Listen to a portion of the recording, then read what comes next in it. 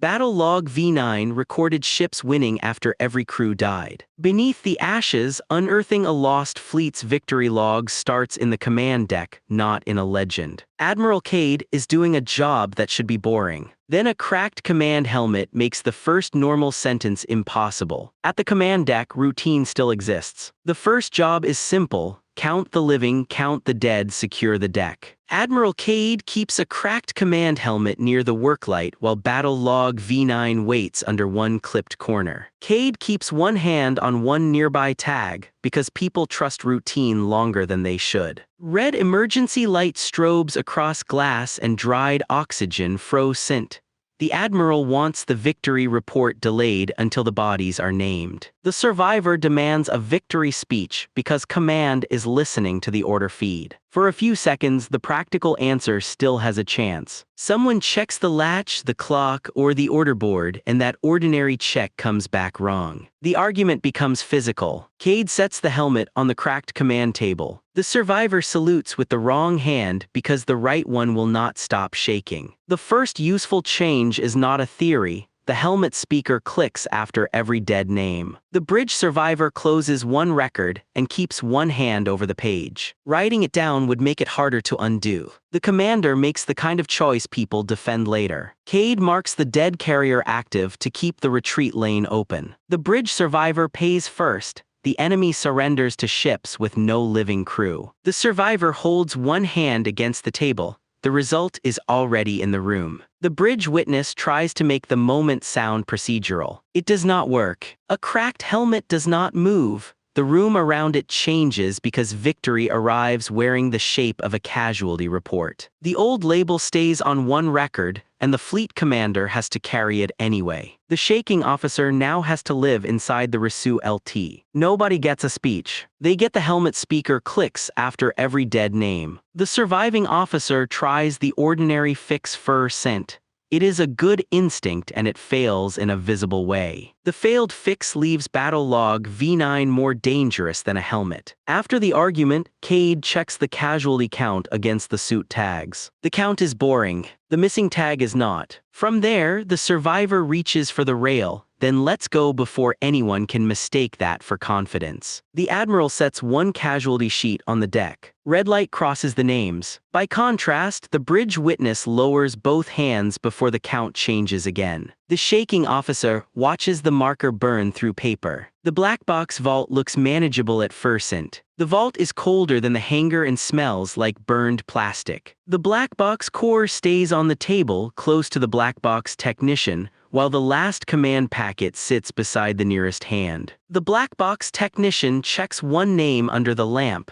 The ordinary motion gives everyone one more second. The core glows red under a layer of gray handprints. The technician wants to disconnect the core before it sends another order. Cade refuses because the order might explain who kept firing. No one panics yet. That would make the problem official. The technician removes one firing key and hides it under his tongue. The technician gags on the key when the dead admiral says his name. The room answers with a practical change. A gun deck answers before anyone touches the panel. Cade slides one page flat and keeps two fingers on it. The black box tech chooses the practical lie. Cade plays the packet at full volume. The cost reaches the technician before the report can soften it. The black box core keeps firing orders into wreckage. Under pressure, the technician grips one rail. The result is already where everyone can see it. Cade reaches for the safest label. The black box keeps its place, but the old explanation fails.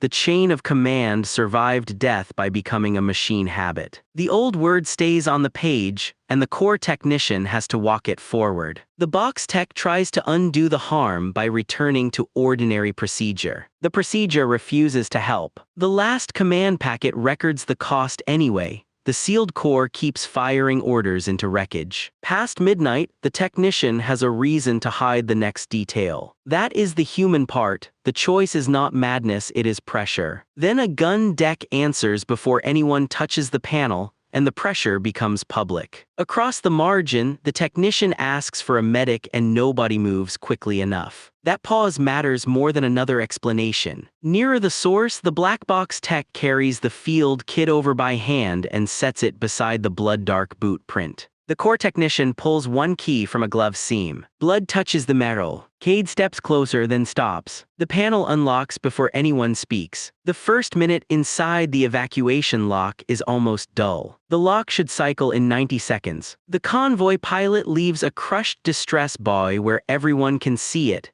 and the retreat denial stays visible on the table. The convoy pilot sets one page beside the light and nobody moves it. Amber debris taps the lock door like rain on armor. The pilot wants to pull survivors out before the carrier turns. The sergeant orders him to wait for authorization from a bridge that is already dead. Everyone gives the ordinary explanation one last second. The pilot cuts the tether and burns the thrusters cold. The sergeant calls him a coward. The pilot does not argue because he agrees. After that, the record has a new shape. The distress buoy keeps pulsing after the pod goes dark. The Marine sergeant folds one sheet and traps it under one palm. The convoy lead takes the option that can still be explained to a board. He leaves one rescue pod behind because the pod repeats the dead order. That decision hurts the rescue pod crew first, and the retreat corridor burns before anyone orders retreat. The rescue pod crew sets one cup down without drinking. The result has reached them first. The Marine sergeant tries to shrink the damage into paperwork. Nobody has to decorate the moment. A crushed distress buoy now means this. The fleet is being saved by decisions nobody will forgive. The old name stays under the clip, but the evacuation pilot can no longer trust it. The pod crew keeps moving because stopping would become an answer. After that, the fleet is being saved by decisions nobody will forgive. The evacuation lock gives them one quiet minute. Someone checks a latch, a switch, a seal, or a timestamp. The check should end the argument. Instead, the retreat corridor burns before anyone orders retreat. The mistake is practical. The rescue pilot seals the gun deck panel before the count is finished. The sergeant notices, reaches for the manual release, and leaves their hand there too long. The trapped crew grips the rail with both hands. Amber debris hits the armor outside. Behind that, the pilot cuts one tether and the pod number disappears from the board. The lock sergeant reads the empty slot twice. The armistice table gives them a normal surface to hold onto. The table has water glasses, 3 pens, and one pistol nobody mentions. The enemy surrender code rests where nobody can pretend not to see it while the armistice clerk keeps one hand near a torn surrender flag. The armistice clerk counts 3 marks on one tag, then stops trusting the count. Cold engine glow leaks through the cracked conference glass. The clerk wants the surrender accepted before Fleet Command rewrites the battle. The envoy refuses to sign because the ships that beat them have no crews. The quiet does not feel supernatural. It feels administrative. The clerk pins the torn flag under the pistol barrel. The envoy cries when he realizes his empire surrendered to corpses. The proof stops being decorative when the flag lifts by itself when the guns outside rotate. The surrender envoy presses one hand over the line nobody wants read aloud. The armistice witness picks the answer that protects procedure first. The clerk signs for Cade without permission. The result is immediate for the surrender envoy. The armistice table inherits a battle nobody alive controlled. The envoy puts one palm on the glass. The result is already behind it. The enemy envoy says the official sentence first. The evidence is plain enough to hurt. Peace becomes another document written by the dead. The category sits on the paper while the treaty clerk carries the cost past it. When they leave the armistice table, the route forward is narrower. The enemy surrender code is still visible. A torn surrender flag is still close. And the surrender witness has paid first. The delegate understands the cost before the senior people do. Nobody calls it revelation. They are too busy deciding who has to touch a torn flag next. Nobody has a speech ready. Quietly, the envoy wipes frost from one sleeve and keeps looking at the deck. The ceasefire clerk lowers their voice because quiet is easier to survive than certainty. The clerk pushes one glass of water across the table. The enemy envoy does not drink. The pistol slides when the carrier shudders. The surrender witness signs with a hand that will not stay still. Nothing in the weapons chapel announces itself as history. The chapel is only a nickname, but everyone lowers their voice there. A sealed weapon key remains the only thing nobody wants to move while the forbidden payload manifest lies flat in the working light. The weapons officer steadies one hand on the desk. Routine holds for another breath. White warning paint flakes from the payload cradle. The weapons officer wants to prove the forbidden weapon fired after the bridge died. Fleet Command orders her to bury the manifest and call the blast heroic. The sensible answer is still alive barely. She breaks the key in a vise and keeps both halves. She apologizes to the dead before she sends it to the living. What matters is the change left behind.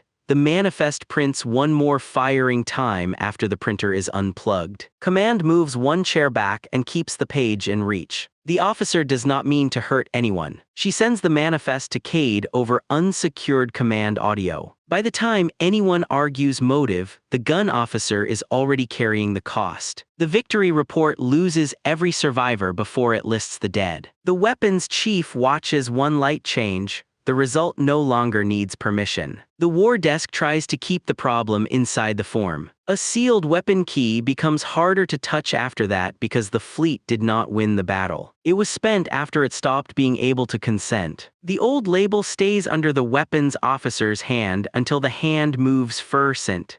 The detail is small enough to miss until someone tries to leave. Then the manifest prints one more firing time after the printer is unplugged. The forbidden payload manifest changes the room's behavior, not just the theory. The payload officer moves from the doorway to the table, and the command board moves back. That small movement tells the truth before anyone says it. For a while the work becomes ugly and small. Someone labels a body tag. Someone checks a pressure gauge. The officer presses a thumb against cracked command glass until the skin goes pale. The gun officer carries the broken key to the payload cradle. White paint flakes under her sleeve. The sealed command deck orders silence. The weapons chief drops the manifest on the deck instead. The final convoy lane starts with work, not revelation. The convoy lane is empty enough to look peaceful. The commander works around a burned targeting slate because the final silence report remains close enough to read. The fleet commander keeps one thumb on the form until the paper bends. Cold engine light fades across a lane full of unspent missiles. Cade wants to end the war by refusing the next order. Command threatens to brand him traitor if he does not advance. Nobody wants to be first to name the wrongness. Cade puts the slate on the floor and steps on it until the glass gives. No one cheers. One gunner says thank you and then starts crying. The event becomes usable evidence when the command log seals itself and marks the next battle already low sent.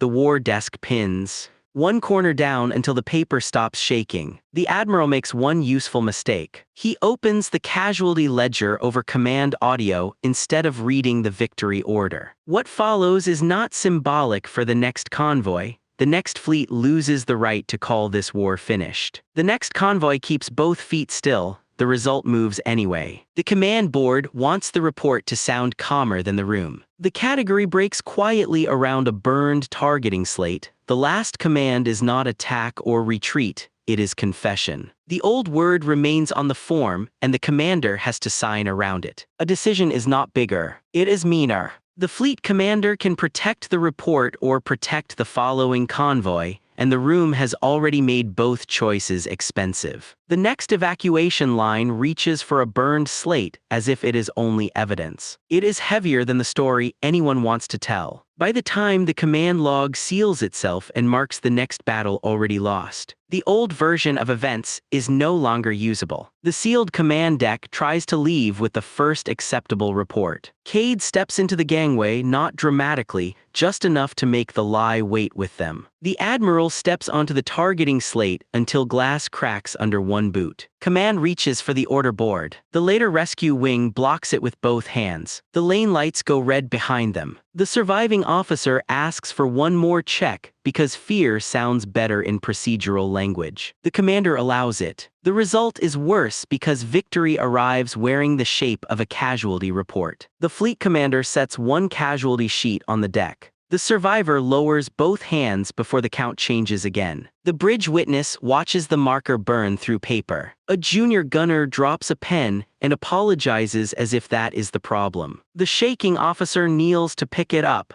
then stays there because standing would make the next order real. Another object will not change anyone. Consequence will. The command corps keeps ordering guns into the wreckage. The technician reacts first, and that reaction changes what everyone else is allowed to deny. The box tech pulls one key from a glove seam. The convoy lead holds the table edge while the Marine reads the line again. Nobody is enlightened by it. They just understand who has to stay in the evacuation bay when the door closes. The evacuation crew grips the rail with both hands. The evacuation pilot cuts one tether and the pod number disappears from the board. The sergeant reads the empty slot twice. After the argument, the rescue pilot checks the casualty count against the suit tags. The lock sergeant reaches for the rail, then lets go before anyone can mistake that for confidence. The delegate steps away from a surrender flag and still cannot leave it behind. The armistice witness places the enemy code under the lamp,